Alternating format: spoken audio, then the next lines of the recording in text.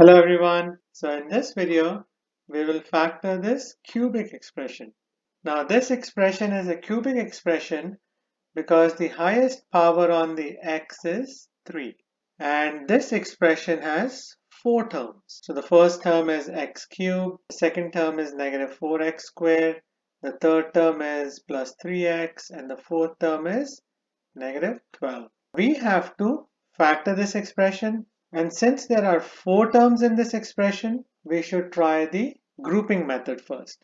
Because grouping method is the easier method to factor an expression. But you have to keep in mind, grouping method does not work for all types of expressions.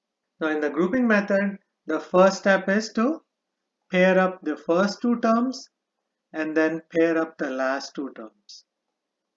And now we have to do common factoring from each pair. So from the first pair, we can factor out x squared. And when we do that, now we have to write in the parentheses what's left over. So from x cubed, if we factor out x squared, we are left with x, because x cubed divided by x squared is x. And now when we factor out x squared from 4x squared, we are left with just 4. We have to do common factoring from the second pair.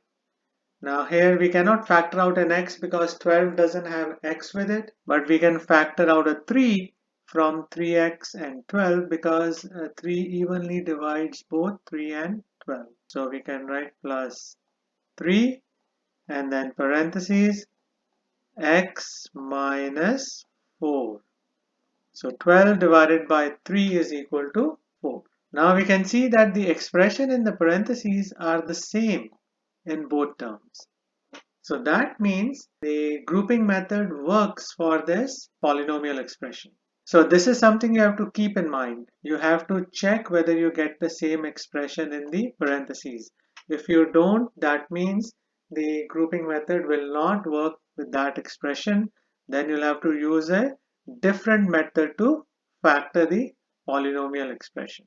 So let's continue with this one. So here the grouping method will work.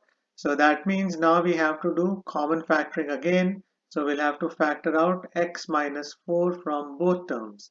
So we write x minus 4 in parentheses.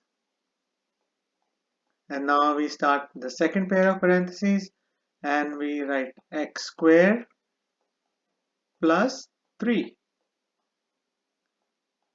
So x squared is this term here and the 3 comes from here.